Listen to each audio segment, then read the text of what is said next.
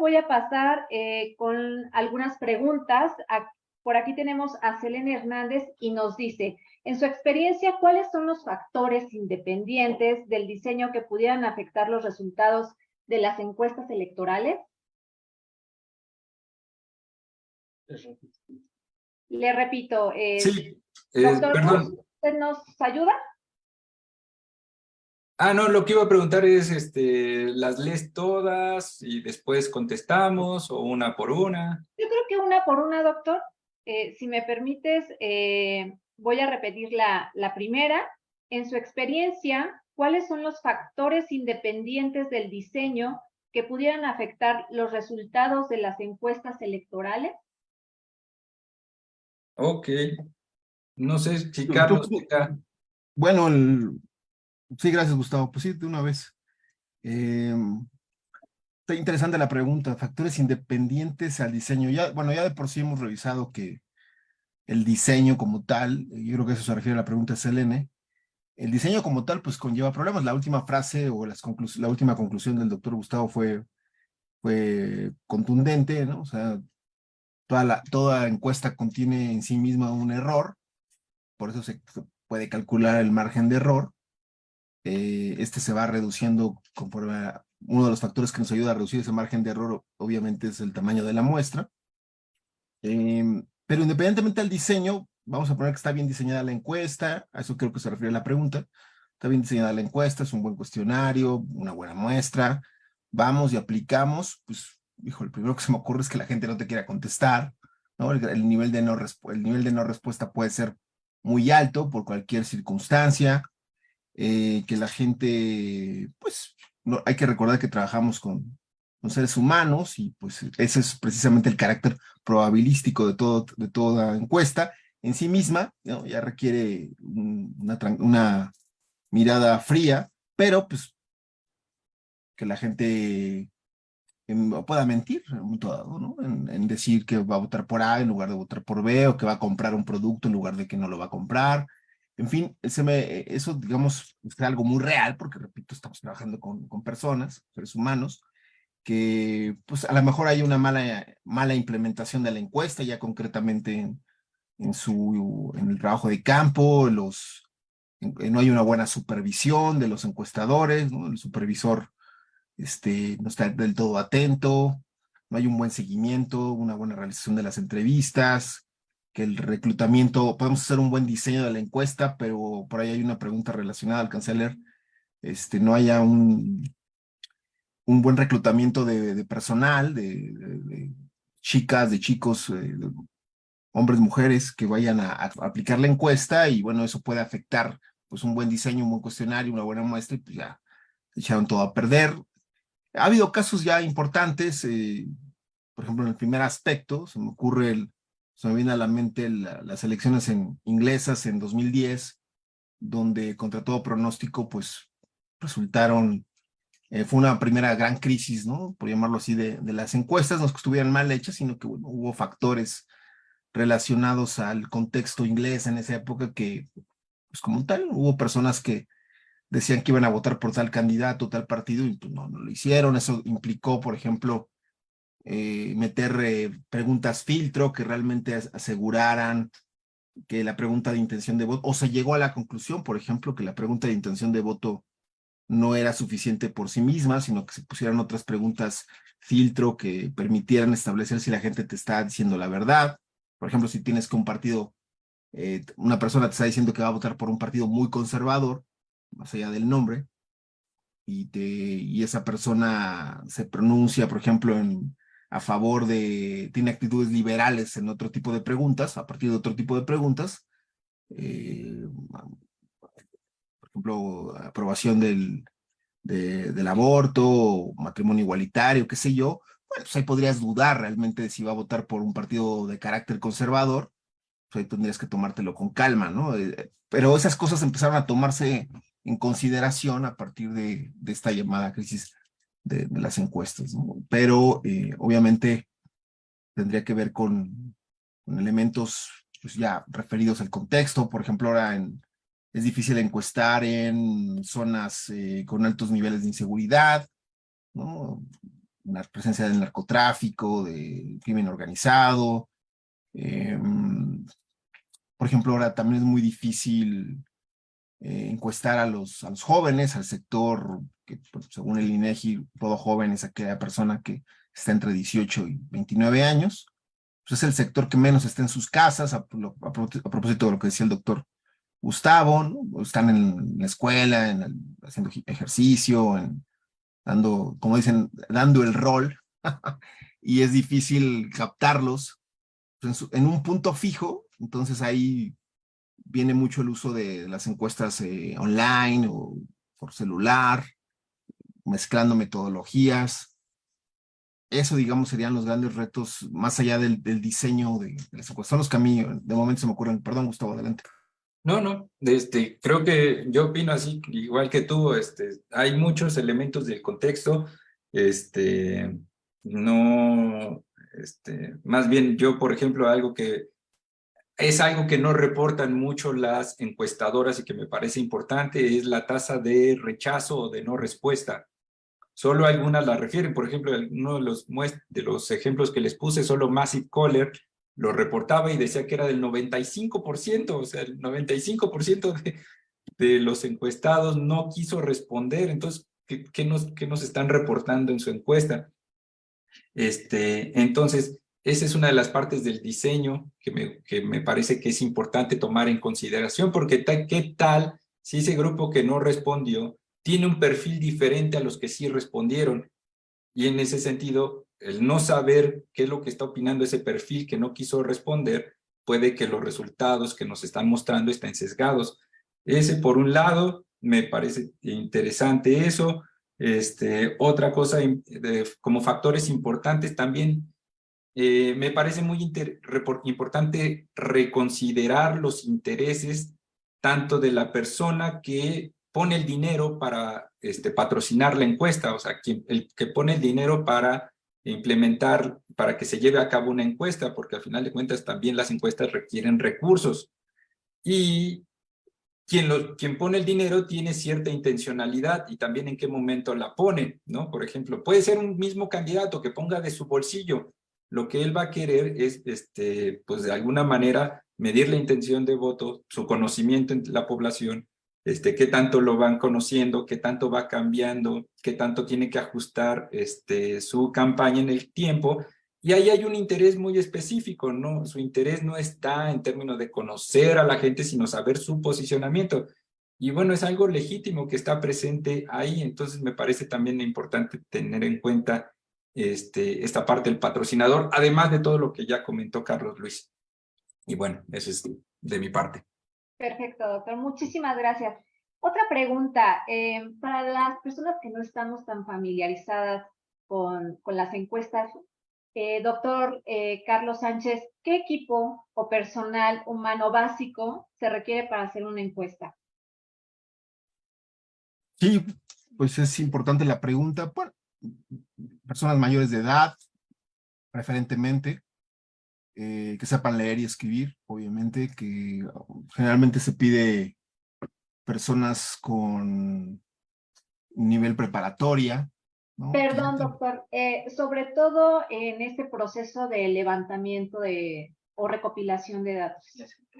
Sí, por eso. Sí, pues ahora sí que personas que tengan esta capacidad de abstracción respecto a la importancia de la información que están levantando, ¿no? No podemos encargárselo a personas que están a veces, a lo mejor, ¿no? Hay un chico, una chica muy entusiasta, pero también por cuestiones de seguridad, de muchas cosas relacionadas con lo que es un trabajo en sí mismo, con la regulación de todo trabajo. Bueno, pues preferentemente una persona que sea mayor de edad, que tenga nivel básico, medio superior, ¿no? Que eso ya te asegura, repito, un nivel de comprensión del tipo de reto, de trabajo que vas a tener, de resguardar la información, de levantarlo bien, que entienda una capacitación del tipo de encuesta que vas a levantar, porque no es lo mismo una encuesta de tipo electoral o de carácter político que una encuesta de tipo comercial. Yo creo que eso es necesario, ¿no? Y a partir de ahí, bueno, pues obviamente toda persona que tenga el deseo de trabajar. Generalmente lo que ocurre o al menos en mi experiencia, es personas que ya siempre son las mismas, no las mismas, pero personas que están muy relacionadas con el área, ¿no? Ya están familiarizadas con los procesos de reclutamiento. Por ejemplo, ahora, que por eso digo también el nivel de escolaridad es importante, porque antes las encuestas pues eran en papel, ¿no? Y tenías que llenar tu cuestionario, pues, dependiendo de lo que te contestaban las personas, pero pues que una persona sepa manejar una tablet o un dispositivo electrónico, ¿no? Que tenga esta habilidad, se suma, ¿no? A estos requerimientos ya constantes, saber leer, escribir, comprender, entender la dinámica también política para no, en un momento dado, pues todos tenemos nuestro corazoncito, por decirlo así, pero que una persona pueda sustraerse de, en un momento dado, tú haces bien tu cuestionario y que no te oriente lo que decía en mi exposición, te oriente la pregunta, oriente, mejor dicho, la respuesta, el tipo de respuesta, que respete eso y ahora que tenga estas habilidades tecnológicas, pues que a veces no son fáciles. Si a nosotros luego se nos dificulta que conectarlos, que si esto, que donde le aprieto o pico, etcétera, pues imagínense en una situación donde tienes que tener esta habilidad de llevar a cabo una entrevista relativamente en poco tiempo, que no exceda, que no canses a la persona, que puedas llevar un buen ritmo, pues obviamente se requiere personal calificado, importante, que también, pues bueno, puede llegar personas que van aprendiendo y que a partir de ahí se inician en este giro tan particular que es las encuestas, que es el área coloquialmente llamada de campo, ¿no? El campo, personas que te van a levantar la información, que sepan mandarla, ¿no? Antes, hace, que sé ya, pues 20 años, que se daba la tarjetita de teléfono para que pudieran reportar los resultados, habilidades obviamente aritméticas necesarias, ¿no? Sumar, restar, etcétera. Todo eso pareciera, por eso digo que la pregunta es interesante, porque a veces los damos por hecho, pero obviamente a veces lo que damos por hecho hay que recalcarlo y mencionarlo. Sería eso para mí. Muchísimas gracias. En su experiencia, ¿qué encuesta es mejor? ¿La encuesta telefónica o la de cara a cara?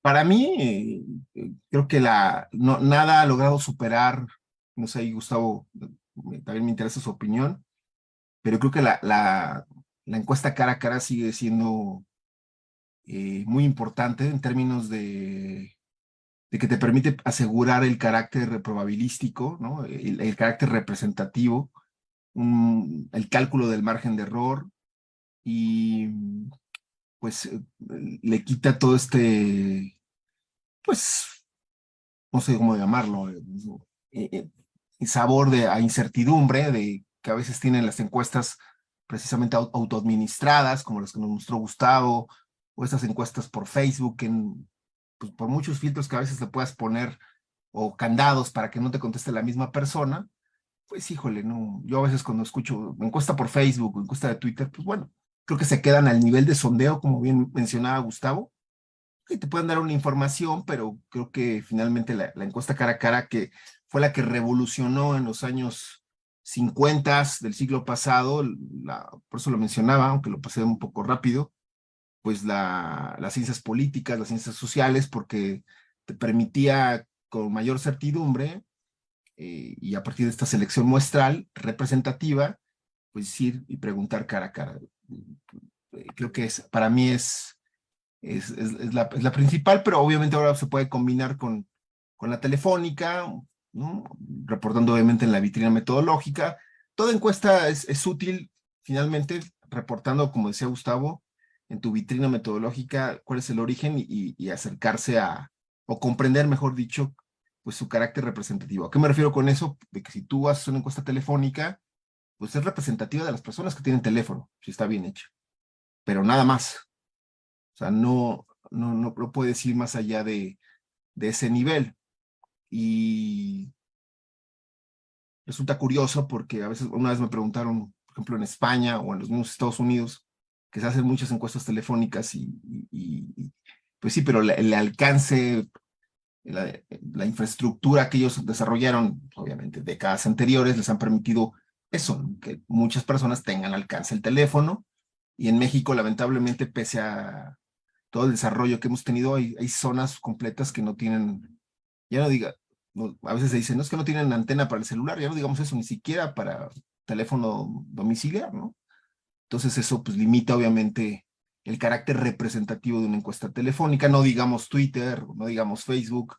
Nosotros por el tipo de sector al que pertenecemos sociodemográfico, pues damos a veces por hecho que todo el mundo tiene Facebook y Twitter, pues no. Muchas personas no. La pandemia creo que nos mostró, lamentablemente, ahora para la cuestión escolar, que muchos grandes sectores de la población, incluso en la misma cuestionada por su existencia clase media, vamos a dar por hecho, ¿no? Para no meternos en broncas, que hay, incluso en este sector de medianos ingresos hay personas que no tienen una computadora, no tienen una tableta, sus teléfonos son de rango medio, entonces todo eso, creo que en países como el nuestro, te asegura una mayor calidad y menor margen de error y todo, una encuesta cara a cara, pero obviamente, pues toda información es útil, esclareciendo y no queriendo generalizar, no, es que a partir de esta encuesta de Facebook, pues así se va a votar en A, B, C o estado, ¿no? O sea, tranquilos, ¿no? Aguas con eso. No sé, Gustavo. Muchas gracias. Adelante, doctor Sí, Gustavo. yo sobre esto añadiría algo más, o sea, sí, la de cara a cara es importante porque de alguna manera es la que ayuda a reducir más la tasa de rechazo, esto es teniendo al encuestador enfrente, este, el encuestado puede mentir, pero eso, miente, pero da una respuesta, al menos no se niega como sí ocurre, no sé ustedes, pero yo cada vez que me llega una llamada de un número no identificado en mi celular, automáticamente la bloqueo.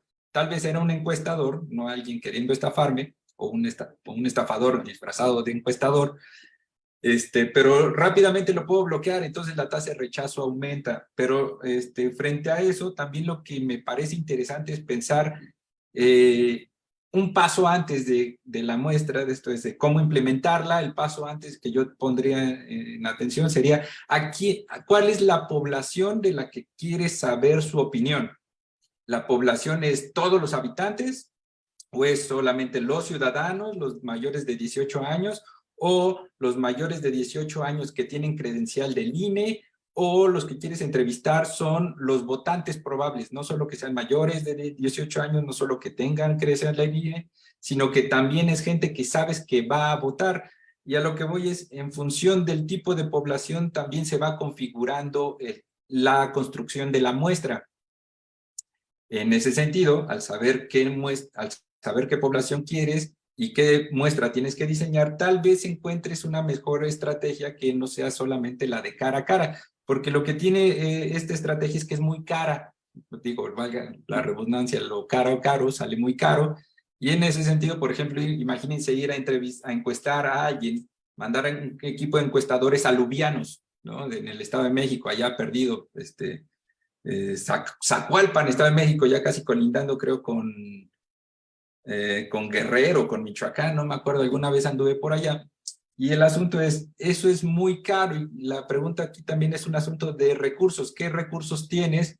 ¿Qué recursos tienes? ¿Y qué recursos tiene tu población que quieres encuestar? Como decía Carlos Luis del caso de Estados Unidos, por ejemplo, derivado de que en Estados Unidos el teléfono se volvió algo muy común, y que habían penetrado en la mayoría de los hogares en Estados Unidos, pues era muy sencillo encuestar por teléfono. Por ejemplo, hoy el nivel de penetración del Internet en Estados Unidos está por arriba del 95%, y en ese sentido es muy útil y es muy sencillo hacer encuestas por Internet y que regresen con números grandísimos, pero en este país no necesariamente todos tienen el mismo acceso al Internet o al teléfono, y en ese sentido también la pregunta es ¿qué estrategias tienes que implementar? Entonces yo lo pondría más bien como en una visión de costos-beneficios. El tipo de encuesta cara a cara te arroja muchos beneficios porque te asegura muchas respuestas, pero a cambio el costo es que son muy altas. Entonces, por ejemplo, por eso Massive Caller por eso se llama así Massive Caller, hace chorro de llamadas por teléfono. El problema que tiene es que tiene una tasa de rechazo del 95%. Entonces, lo pondría en términos de un costo-beneficio, pero me ciño mucho a lo que refiere Carlos Luis. Gracias, doctor. Sí, desde luego, delimitar el instrumento pues será favorecedor. Y eso me lleva a la siguiente pregunta. Desde la perspectiva de los equipos de campaña, ¿cuántas encuestas es recomendable hacer? O bien, ¿en qué momento se deben hacer las encuestas?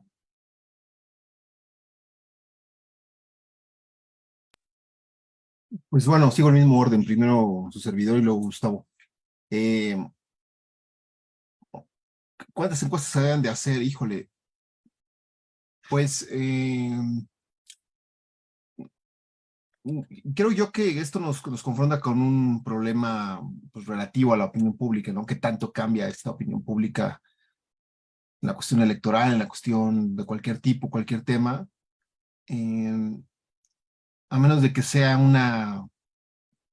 que será una campaña rodeada de acontecimientos muy bruscos o qué sé yo, de situaciones obviamente no deseadas y que un todo involucren, pues sí, acontecimientos que llevaran a un cambio de opinión abrupto, pues como podemos observar, incluso varias de las personas que nos están viendo no me dejarán mentir, en el caso de la evaluación presidencial, por ejemplo, ¿no? Se hace una cada mes.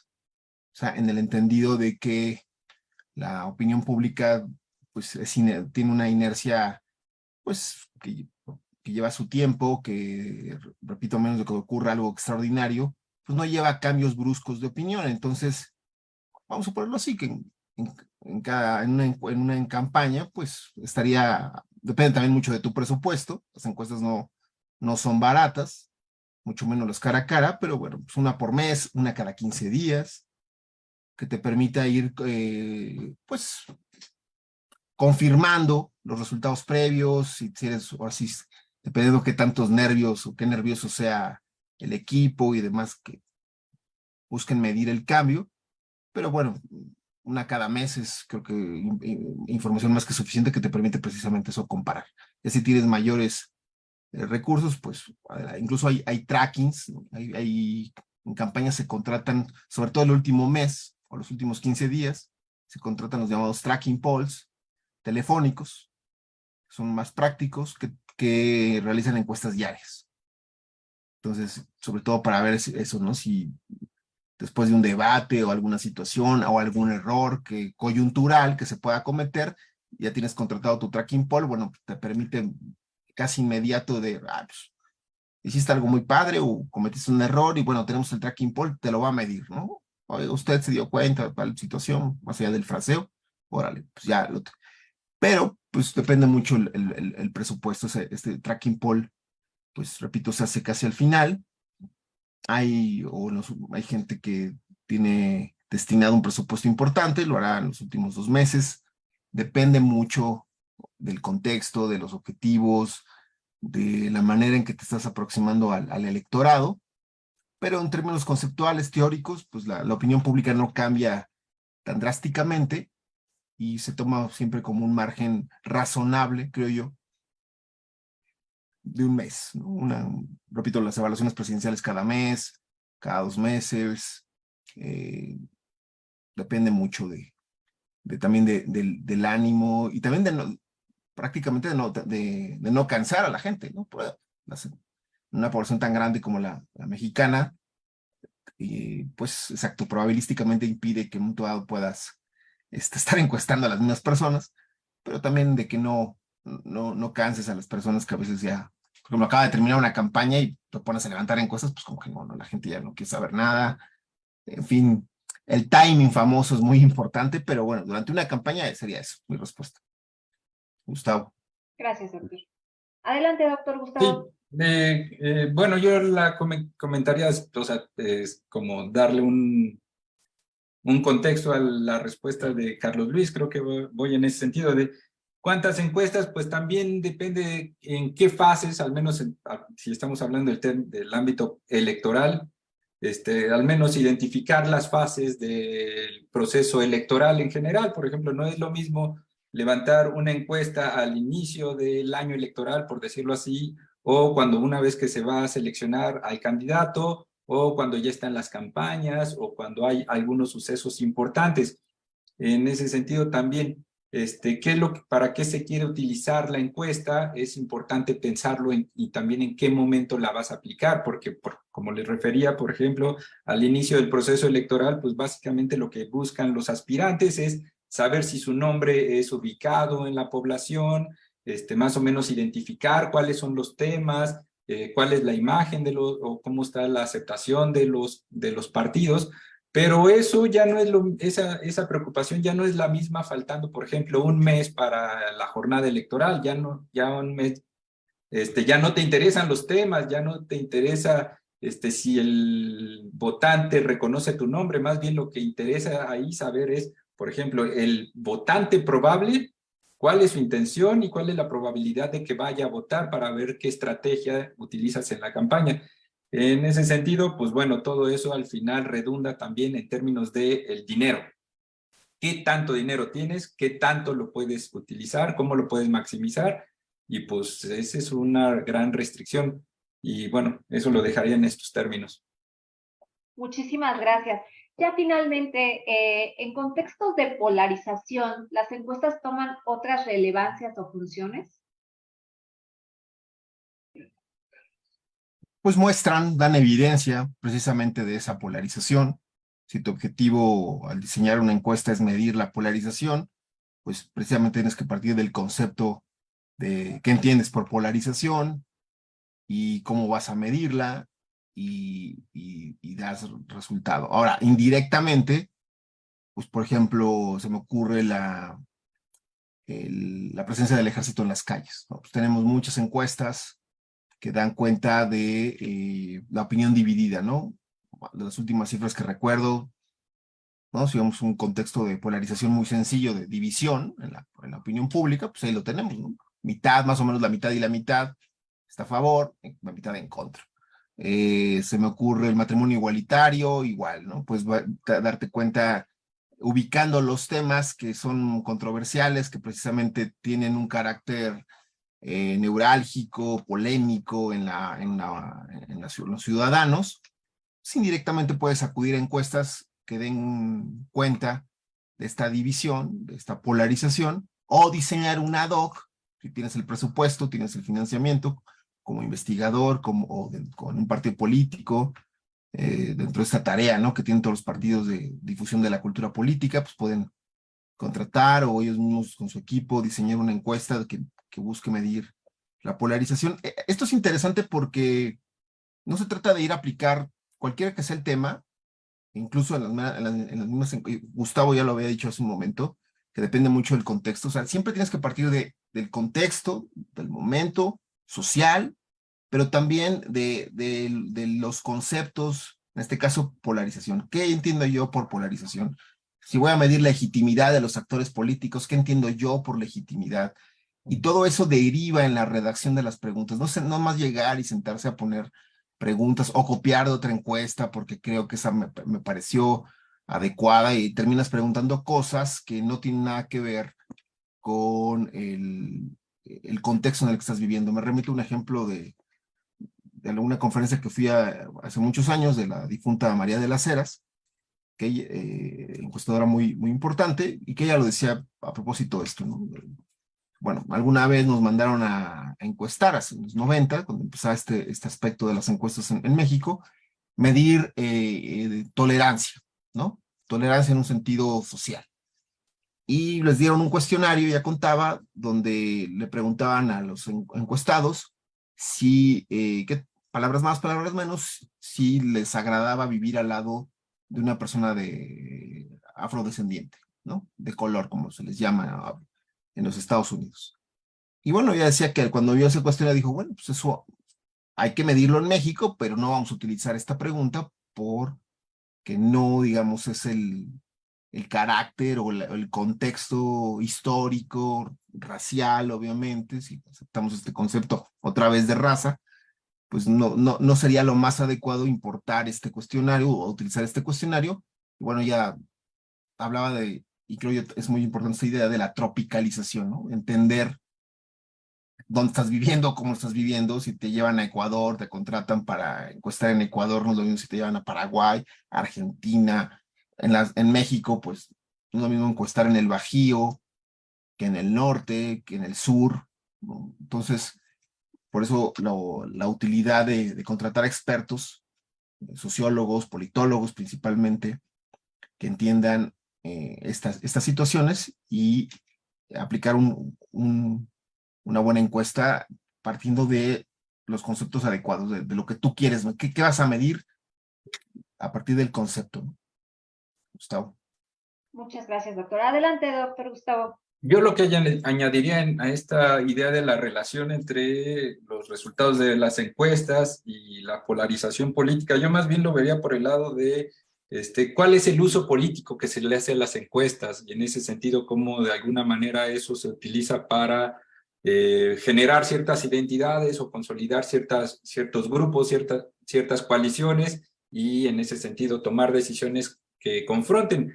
Retomo el comentario que hacía Carlos Luis de las encuestas de la opinión pública hacia el ejército, la presencia del ejército en las calles o la Guardia Nacional.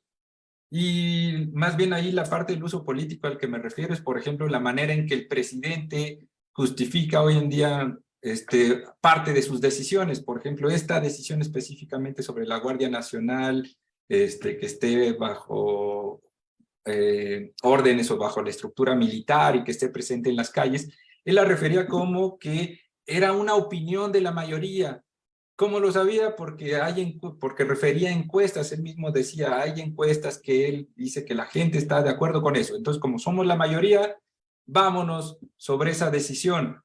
Recuerden, es una decisión política, y de alguna manera lo que menos hay ahí es política en términos de negociación entre actores políticos, búsqueda de acuerdos, procesos de integración de demandas. Eso no es lo que hay ahí, sino lo que hay una mayoría que veo reflejada en estas mediciones bajo las encuestas, acto seguido, bajo eso justifico una decisión, y lo que se genera en el fondo es la confrontación.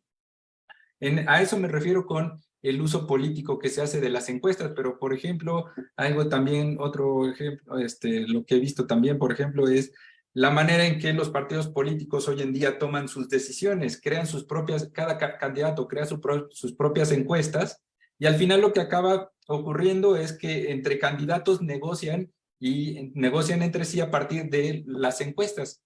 Entonces, ¿quién tiene más preferencia? ¿Quién tiene menos? ¿Quién de ese grupo está mejor en otra posición? Y entonces va negociando, pero no es que se tome una decisión a partir de la construcción de la encuesta, sino políticamente cómo se utiliza. Pero creo que ese sería otro ámbito fuera de en sí mismo la construcción de las encuestas. Y bueno, nada más. Muchas gracias. Muchas gracias a ambos. No me gustaría dejar de leer una última pregunta, si me permiten. Miguel Juárez, de Ciudad de México, nos pregunta, de acuerdo a su experiencia, ¿podrían compartir, por favor, cuáles piensan que son las 2 empresas privadas más confiables en México para conocer una probabilidad certera de voto? Gracias. Híjole, pues creo que no nos compete a nosotros recomendar empresas.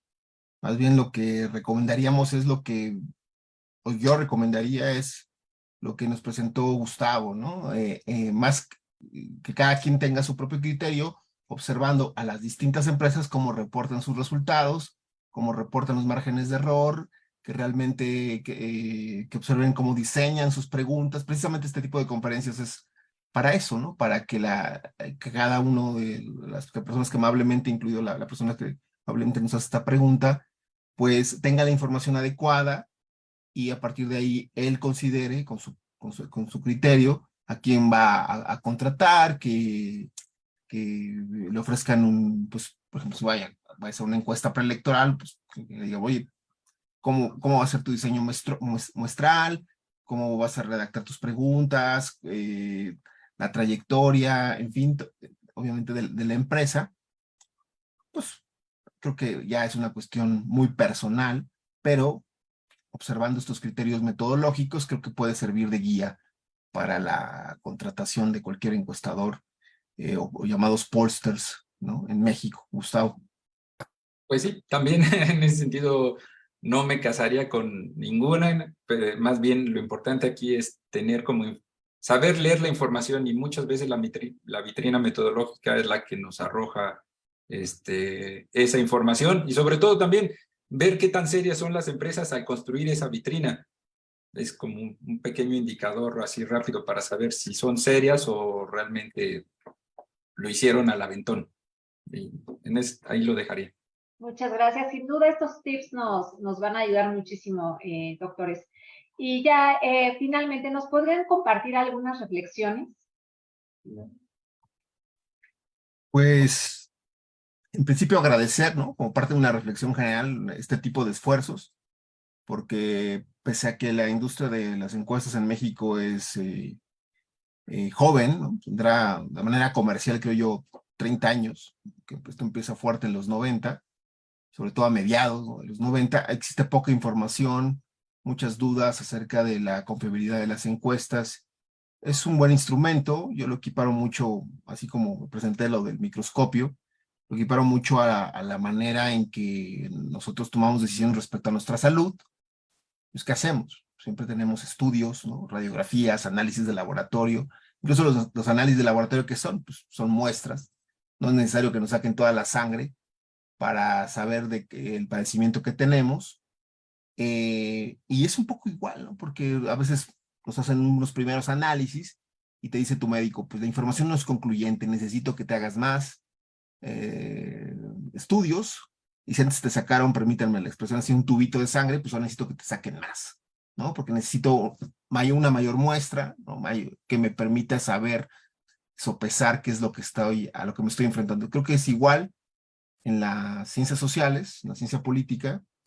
Pues a veces los fenómenos son muy complejos y requieren de un mayor esfuerzo metodológico para comprender la realidad, acercarnos finalmente a la realidad, que es como en sí misma pues amplia e inconmensurable, pero teniendo esto claro, ¿no? Y esa sería mi principal reflexión, que este tipo de esfuerzos continúen y no caer en estos paroxismos de, las encuestas no sirven, ¿no? Sí sirven mientras estén bien diseñadas, y aún tener esta tranquilidad de que a veces, pues, o a veces una encuesta bien diseñada, pues se puede enfrentar a situaciones inesperadas, porque pues trabajamos, la materia prima de nuestro trabajo son seres humanos. Gustavo.